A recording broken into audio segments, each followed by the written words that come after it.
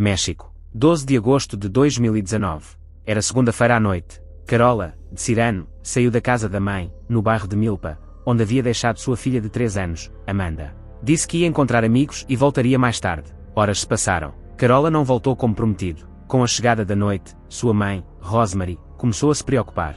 Ligou para a filha, mas ninguém atendeu, e suas mensagens não foram lidas. Não era comum a família desaparecer sem avisar, principalmente quando havia uma filha pequena em casa.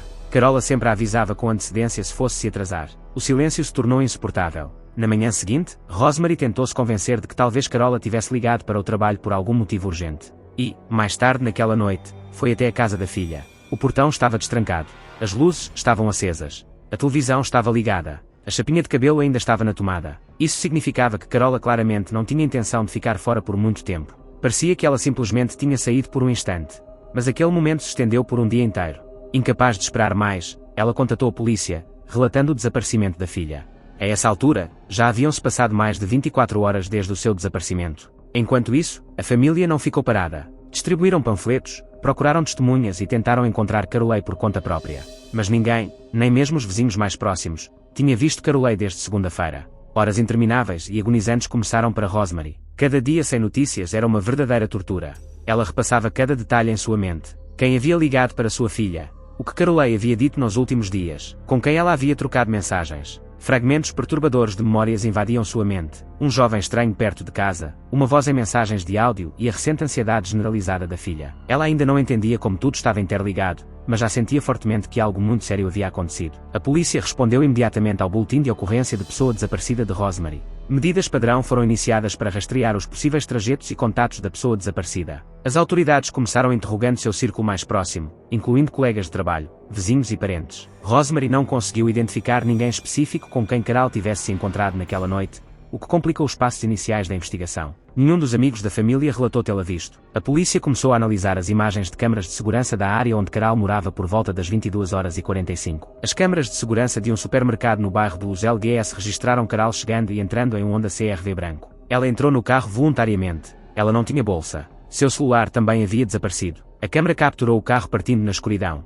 As imagens das câmaras de segurança se tornaram a primeira pista importante. Contudo, a identidade do motorista ou a placa do carro não foram imediatamente identificadas. As câmaras não capturaram uma imagem nítida da placa. Nas 24 horas seguintes, a polícia procurou ativamente por Caroline, emitiu alertas e abriu um inquérito por pessoa desaparecida. No entanto, não surgiram novas pistas, depoimentos ou relatórios. Seu telefone permaneceu inacessível e sua conta bancária estava inativa. Isso descartou a possibilidade de ela ter saído voluntariamente. Nenhuma das teorias tinha fundamento, não havia provas físicas, testemunhas ou indícios de conflito de versões. A partir desse momento, a polícia mudou o foco de uma possível saída não autorizada para um possível crime. As dúvidas sobre o desaparecimento voluntário tornaram-se cada vez mais improváveis. Caroline del Carmen Cirana Cardeira nasceu em 21 de dezembro de 1993, na província de Herdia, localizada na região central da Costa Rica. Desde o nascimento, foi criada pela mãe, Rosemary, que ficou sozinha depois que o pai biológico da menina abandonou a família. Algum tempo depois, Rosemary começou a viver com um homem chamado Miguel Ortiz. Ele adotou Caroline e tornou-se seu pai. Rosemary e Miguel tiveram outra filha, Francine.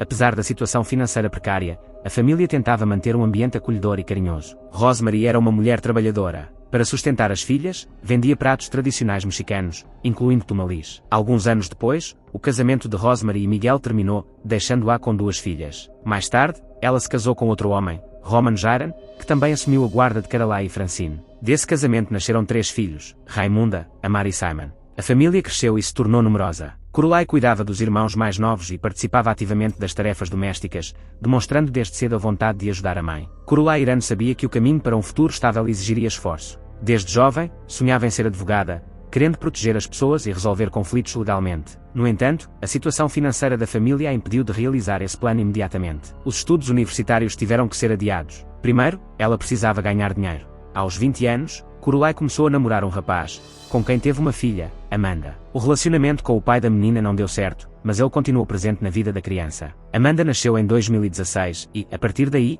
Caroline se dedicou exclusivamente à criação da filha. Para sustentar a si mesma e a filha, Caroline conseguiu um emprego na padaria Bimbo, localizada na mesma província. Com uma renda estável, ela alugou um lugar no bairro Guarari do San Francisco, não muito longe da casa da mãe, mas em um bairro diferente. Apesar de suas próprias despesas, Carolina ajudava Rosemary financeiramente com frequência. Nos feriados, sempre dava um jeito de agradar a mãe com presentes e pequenas coisas. Enquanto Caroline trabalhava, a avó de Amanda cuidava dela. A família continuava a viver em harmonia, e seus relacionamentos familiares eram prioridade. Apesar da independência financeira e da dedicação total à filha, Caroline secretamente ansiava por amor e um relacionamento sólido. A necessidade de um parceiro confiável crescia, e essa luta interna entre a maternidade e a felicidade pessoal acabaria por levar a consequências trágicas que mudariam para sempre a vida de seus entes queridos. Em 2018, quando Caroline tinha 24 anos, um homem apareceu em sua vida. Inicialmente, ele parecia confiável e atencioso. Seu nome era Andreas Kubila Hidalgo. Ele tinha 21 anos. Eles se conheceram no trabalho. Ambos eram funcionários da Bimbo. O encontro aconteceu de forma casual,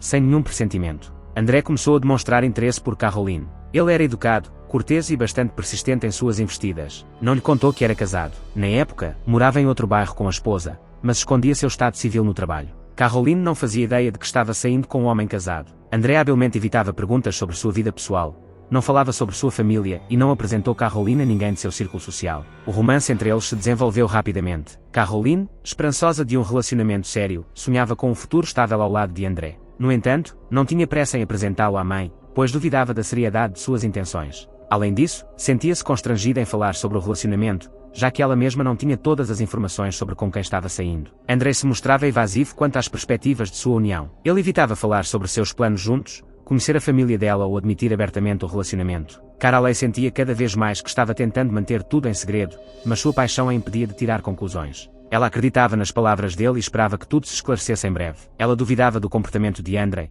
mas ele habilmente contornava os momentos difíceis. Ele a assegurava de que ainda não estava pronto para tornar pública a união por motivos pessoais, aparentemente sem relação com seu relacionamento com outra mulher. Prometeu que tudo mudaria no futuro e pediu que ela esperasse. Caroline tentou ser paciente, esperando que fosse apenas um revés temporário. Apesar das dúvidas, ela continuou o relacionamento com André. Ela ainda esperava poder influenciar a situação. Seu objetivo era simples, um relacionamento honesto e estável com um homem que a respeitasse como mulher e mãe.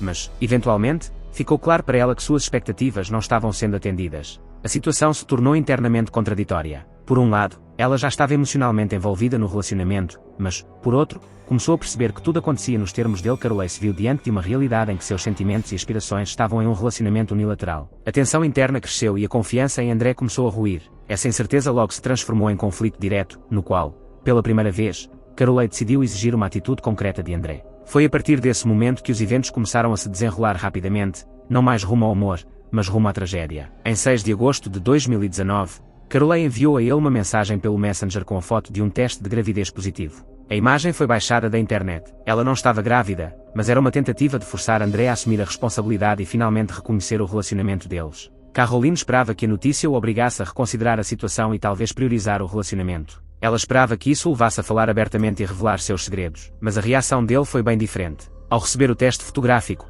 André o interpretou como uma ameaça. Ele percebeu que, se ela engravidasse, seria impossível esconder o relacionamento e que Caroline não tinha intenção de desistir, e a situação poderia sair do seu controle. Além disso, significaria uma perda de reputação e possíveis conflitos dentro da família. Ele temia ser exposto e não queria que a verdade viesse à tona. A partir daquele momento, o comportamento de André mudou drasticamente. Ele começou a buscar uma solução radical, recusou-se a permitir discussões ou explicações. Em vez disso, começou a planejar a eliminação de Caroline. Escolheu a violência como meio de manter sua posição. Nos dias seguintes, André começou a agir. Começou a investigar a possibilidade de recrutar terceiros para cometer o crime. Inicialmente, ele tentou encontrar adultos, mas foi rejeitado. Após tentativas frustradas, passou a visar menores, na esperança de que fossem mais fáceis de manipular e mais dispostos a correr riscos por dinheiro. Logo, André foi surpreendido pelo contato com uma jovem conhecida por seu envolvimento em atividades ilegais. Tratava-se de uma garota menor de idade, a quem ele ofereceu dinheiro em troca de participação no crime. Os detalhes foram discutidos discretamente. André não revelou todos os seus motivos de imediato, mas deixou claro que a questão era a necessidade de eliminar o problema. A ameaça ao rei havia se tornado real. Os preparativos para o crime avançavam rapidamente. A jovem, ingênua, continuou a nutrir a esperança de que a situação mudasse. Mal sabia ela que sua tentativa de reconciliação havia desencadeado uma decisão fatal que já estava sendo tomada sem seu envolvimento. O jovem criminoso concordou em participar e ofereceu condições, incluindo uma recompensa em dinheiro. Ela também exigiu um maço de cigarros como parte do pagamento. André concordou, confirmando que lhe entregaria $250. Ela aceitou os termos e começou a procurar ajuda para executar o plano.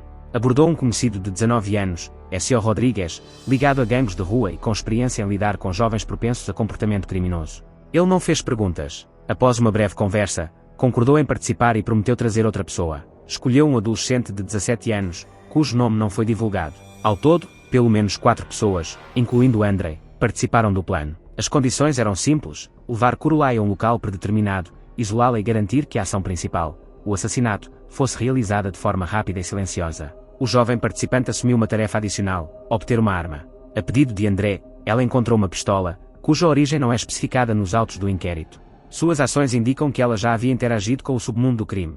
Ela não fez perguntas, agindo com calma e rapidez. O grupo criminoso combinou que o crime seria cometido à noite, em um local isolado.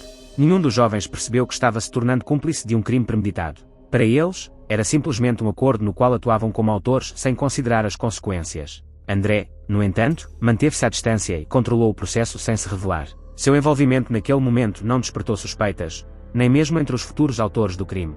Ele se fazia passar por um cliente comum, resolvendo seus próprios problemas por meio de outras pessoas. Na noite de 12 de agosto de 2019, André Kubil enviou uma mensagem para Caroline, convidando-a para um encontro supostamente com amigos. Ele a informou que uma festa informal estava sendo organizada em um mirante no bairro de Barva. A conversa ocorreu por mensagem instantânea, e Caroline desconhecia o verdadeiro propósito do encontro. André garantiu que tudo ficaria bem e que ela poderia voltar para casa naquela mesma noite. Quando Caroline entrou no carro, todos os participantes do crime já estavam lá dentro: André, uma garota menor de idade, Soto Rodrigues e outro jovem. A viagem durou cerca de 15 minutos. Ao chegarem, André e os outros participantes a conduziram a um local escuro. Lá, o plano foi executado. Caroline foi baleada na cabeça. O próprio André foi quem disparou o tiro. Essa informação foi posteriormente confirmada pelo depoimento dos jovens que participaram do crime. Eles alegaram ter segurado as mãos de Caroline enquanto André atirava. Inicialmente, o grupo planejou destruir o corpo queimando-o. No entanto, temendo que o fogo atraísse atenção e que as evidências não fossem completamente destruídas, abandonaram a ideia. O local era bastante remoto, e eles decidiram aproveitar as condições naturais. No solo argiloso próximo, cavaram uma cova rasa e colocaram o corpo dentro. A esperança era que animais selvagens que viviam nas montanhas desenterrassem a cova e levassem os restos mortais, dificultando assim a busca. Essa decisão foi tomada no local, sem planejamento prévio. Após o enterro, os criminosos voltaram para o carro. André levou os participantes para casa. Depois, foi à casa de Caroline para recolher os pertences restantes, sua bolsa, documentos e celular. Essas ações visavam criar a aparência de um crime. Foi como se Caroline tivesse desaparecido sem deixar rastro. Ele sabia que deixar os pertences dela em casa levantaria suspeitas. O plano era fazer parecer que o desaparecimento dela havia sido uma fuga sem permissão. Tudo foi feito com o objetivo de encobrir ao máximo qualquer vestígio. No dia seguinte, André começou a postar ativamente citações e frases religiosas relacionadas ao perdão e à fé nas redes sociais. Essas ações, como se descobriu mais tarde, eram uma tentativa de criar a impressão de que ele estava passando por algum tipo de conflito interno. Dessa forma, ele tentava desviar a atenção de si mesmo e criar a imagem de uma pessoa completamente alheia ao incidente. Naquele momento, nem a família nem os investigadores tinham motivos para suspeitar de André. Caroline era considerada desaparecida, mas, apesar dos cálculos dos criminosos, os eventos começaram a se desenrolar de forma diferente, e ocultar provas não produziu o resultado desejado. Os dias se passaram após o desaparecimento. A polícia continuou a seguir todas as pistas possíveis, mas nenhuma pista concreta surgiu. Um período de completa incerteza começou para a família. A situação se tornou ainda mais difícil com a aproximação de datas importantes para a família. Em dezembro de 2019, Caroline teria completado 26 anos. Em vez de uma alegre comemoração de aniversário, fizeram uma reunião de oração. O Natal passou em um silêncio opressivo, sem as decorações e a árvore de Natal habituais. Cada dia de espera era excruciante. A investigação continuou, mas não houve resultados. A família se sentia esquecida. Rosemary decidiu criar uma página separada nas redes sociais dedicada à busca por sua filha. Ela publicou fotos de Caroline, compartilhou detalhes sobre seu desaparecimento e pediu ajuda a qualquer pessoa que pudesse ter visto algo. Através dessa página, ela também começou a entrar em contato com outras famílias cujos entes queridos haviam desaparecido. Aos poucos, a plataforma se tornou um lugar de apoio mútuo, onde os familiares compartilhavam suas dores e informações. Nessa época, Amanda, filha de Caroline, começou a fazer perguntas com mais frequência. Ela tinha apenas 3 anos e não entendia por que sua mãe não aparecia mais. Rosemary e os outros adultos não conseguiam explicar o que havia acontecido, então decidiram dizer à menina que sua mãe havia se transformado em uma estrela no céu. Amanda frequentemente olhava para o céu, acreditando que sua mãe a protegia. Essa era a única coisa que a acalmava nos momentos de confusão. A falta de resposta gerava uma tensão interna constante. Rosemary ficou extremamente ansiosa. Sempre que um de seus filhos se atrasava, ela ia até o ponto de ônibus ou ligava até receber a confirmação de que estava tudo bem. O desaparecimento de Caroline não era apenas uma tragédia para ela, mas também uma fonte de medo constante para o resto da família. Quase 6 meses haviam-se passado desde o seu desaparecimento, mas ainda não havia nenhum sinal dela. No entanto, a verdade estava se aproximando e, em breve, o silêncio seria quebrado. O início de 2020 trouxe o primeiro avanço no caso do desaparecimento de Caroline. Quase 6 meses após o desaparecimento, a polícia recebeu uma ligação anônima. O denunciante informou que restos mortais poderiam estar localizados na propriedade de uma empresa abandonada perto do vulcão Barova, na província de Ardia. Em 5 de fevereiro, policiais e unidades caninas realizaram buscas na área. Tratava-se de uma região montanhosa remota com vegetação densa. Peritos forenses e uma equipe de investigação chegaram ao local. Eles vasculharam a área por várias horas, mas nada encontraram. A busca terminou sem conclusões. Nenhum vestígio de presença humana ou sepultamento foi encontrado. No dia seguinte, a família Caroline visitou o local do crime por conta própria.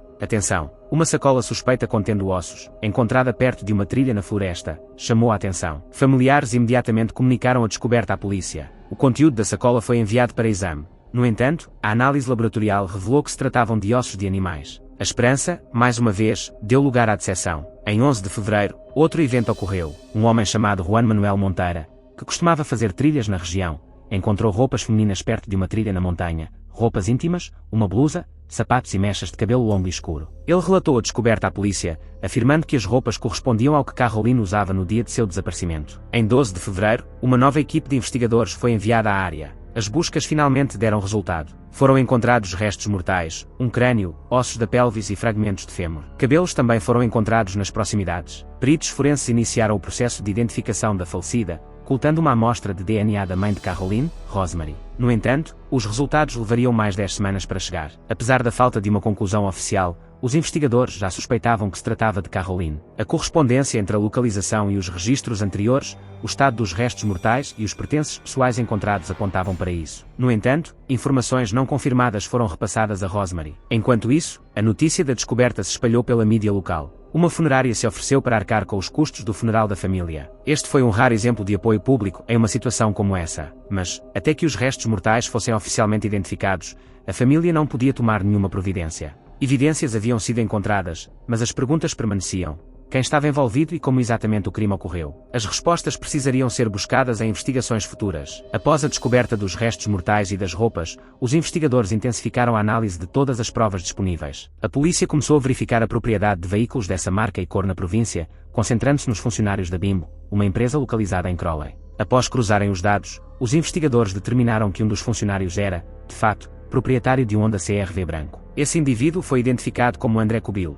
Após a identificação do proprietário do veículo, os investigadores receberam autorização para realizar uma operação. A polícia logo lançou uma operação em larga escala em diversas áreas residenciais. Como parte dessas buscas, André Kubil foi detido, juntamente com vários jovens, incluindo Soto Rodrigues, de 19 anos, e 2 menores. Durante as buscas, foram apreendidos telefones, roupas e outras possíveis provas. Os investigadores dedicaram especial atenção ao veículo de André.